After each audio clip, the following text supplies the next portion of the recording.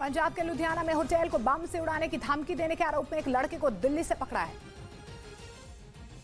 और पुलिस इस लड़के से पूछताछ कर रही है। इससे पहले मंगलवार दोपहर को जब होटल को बम से उड़ाने की धमकी दी गई तो पुलिस में हड़कंप मच गया। इसके बाद होटल को सील कर दिया गया था और होटल के अंदर जाने में और बाहर आने में पूरी पाबंदी लगा दी गई। आनन फानन में बम निरोधक टीम के साथ पुलिस होटल पहुंची। तलाशी के लिए पूरे होटल को खाली करवाना पड़ा, लेकिन कोई बम बरामद नहीं हुआ। इसके बाद पुलिस ने धमकी देने वाले की तलाश शुरू कर दी और कुछ ही घंटों में दिल्ली के द्वारका से 24 साल के एक लड़के को पकड़ लिया। वो बंदे नु भी हमने ट्रेस कर लिया है दिल्ली पुलिस तो मदद से। उस बंदे नु मारे जे हेल्थ इश्यूज हैं, उसने कई पासे ये मैसेज किया सीगा।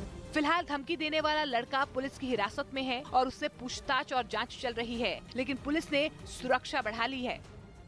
खबर है कि ईरान ने सरकार विरोधी प्रदर्शनों का समर्थन करने पर अपने पूर्व फुटबॉल खिलाड़ी अली दाई की परिवार से हिसाब बराबर किया।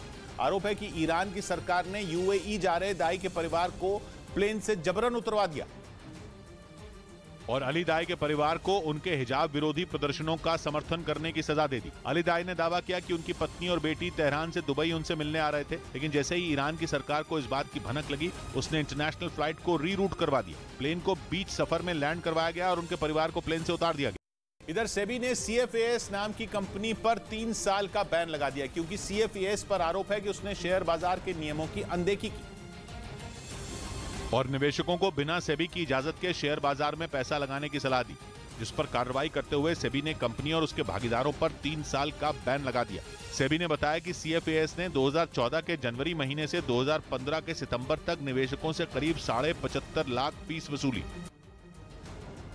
मध्य प्रदेश के जबलपुर में पार्टी के नाम पर कानून की धज्जियां उड़ाने वाले बेखौफ हैं, जिनके खिलाफ पुलिस एक्शन में आ गई। नए साल से पहले पुलिस ने ऐसी एक हाई प्रोफाइल पार्टी का भंडाफोड़ किया है। इस दौरान कई जगह पर छापेमारी हुई। बताया गया कि इस कार्रवाई में पूर्व ASP के बेटे को भी पुलिस ने गिरफ्तार किया, जिसके साथ शहर के उद्योगपति, बिल्डर, वकील और डॉक्टरों के बेटे और कुछ लड़कियां भी शामिल थीं। आरोप है कि छापेमारी के दौरान कुछ लोग भागने लगे तो वहीं कुछ लड़के पुलिसकर्मियों से बहस करने लगे, जबकि एक लड़का पुलिस से माफी मांगता नजर आया। क्षमा मांग लेता है। पुलिस के मुताबिक देर रात तक डीजे बजाने की शिकायत मिलने पर एक अपार्टमेंट में छापेमारी की गई और मौके से लगभग 1 लाख रुपए की शराब समेत साउंड सिस्टम को जब्त किया गया। काफ़ी सारे लोग वहां पर उपस्थित थे, परंतु काफ़ी सारे लोग वहां से भाग गए। जिन लोगों को हम लोग पकड़ के लाए हैं, कुल 12-13 लोग हैं, उन पर कार्रवाई की जा रही है। वहीं पुलिस की इस कार्रवाई के बाद अवैध तरीके से शराब पार्टी करने वालों में पुलिस का खौफ सताने लगा है।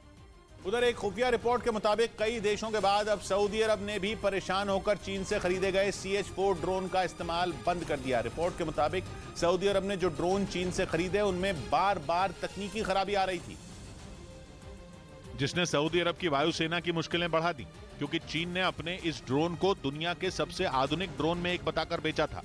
उसने CH-4 ड्रोन की ऐसी तस्वीर पेश की थी कि सऊदी अरब ने 2014 में एक साथ कई ड्रोन खरीद लिए थे, लेकिन जल्द ही चीन के ड्रोन की सच्चाई सऊदी अरब के सामने आ गई और फिर उसने चीन के सभी ड्रोन कबाड़ की तरह खड़े कर दिए। लेकिन सिर्फ सऊदी अरब को ही चीन ने झटका नहीं दिया, बल्कि इराक ने तो परेशान होकर 10 CH-4 ड्रोन की पूरी फ्लीट को ही अपनी वायुसेना से बाहर कर दिया।